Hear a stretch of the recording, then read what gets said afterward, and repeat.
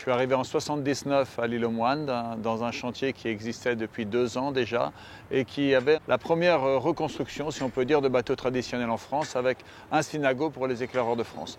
Donc le chantier était spécialisé dans la reconstruction de bateaux historiques et c'était à peu près le seul dans ce chemin-là. Notre expertise petit à petit a été reconnue dans le monde du patrimoine.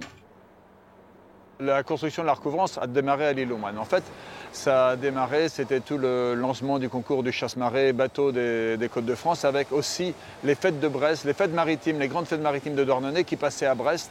Donc c'était tout le lancement des premières fêtes maritimes et puis de l'intérêt vers les bateaux traditionnels. Et un appel d'offres a été lancé auprès des chantiers bretons pour reconstruire la recouvrance, qui était le plus grand bateau reconstruit, le plus emblématique, le bateau le plus abouti. Et grâce à, je dirais, un peu à notre longueur d'avance, à notre savoir-faire dans les bateaux du patrimoine, on avait construit la Belle Angèle, on avait construit des synagos, enfin on était bien reconnus dans le monde du patrimoine. On a obtenu ce chantier. On est venu s'installer à Brest pour construire la recouvrance, sans savoir à l'origine qu'on allait rester à Brest. Mais les opportunités faisant et les moyens du port de Brest nous ont vite convaincus que si on voulait développer le chantier, ça serait à Brest et non à l'île aux Moines. La mise à l'eau de la recouvrance, ça s'est fait pendant les fêtes de Brest avec le grand ponton-grue de l'Arsenal, qui était un outil extraordinaire qui datait de la guerre et qui a mis à l'eau en public devant des centaines de milliers de personnes ici et des millions de personnes de manière télévisuelle, la recouvrance à l'eau.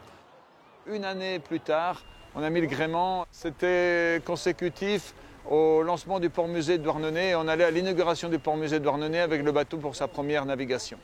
La première sortie à la voile de la recouvrance, c'était extraordinaire, avec ses voiles carrées à hisser, redécouvrir toutes des manœuvres qui sont très peu usitées actuellement. Il y avait très peu de bateaux qui manœuvraient comme ça. Il y avait les goualettes de la marine qui avaient encore des huniers, mais quand on a lancé le chantier en 80, on ne pensait pas qu'on allait construire un bateau comme ça. C'était un rêve absolu. Et le rêve continue avec des grands bateaux, des grandes restaurations comme celle du Biche, de la barque La Savoie, les grands 12 mètres J, les grands yachts de course. Enfin, on a une belle histoire dont on est fiers, de beaux bateaux avec des jeunes qui apprennent le métier, des gens qui transmettent. Enfin, le chantier s'est constitué autour et grâce à la recouvrance pour devenir un chantier d'exception et vraiment important en France. Les bateaux en bois respectent l'environnement, les bateaux en bois permettent une approche de la mer et une composition de la mer respectueuse. Ça, c'est très riche. Et à côté de ça, il y a aussi, de manière, je dirais, entre parenthèses, plus industrieuse, le fait qu'on commence à réfléchir au retour de la voile dans les transports maritimes. Bon, il y a un bel avenir pour les charpentiers. C'est tellement riche d'histoire, de navigation, de technique.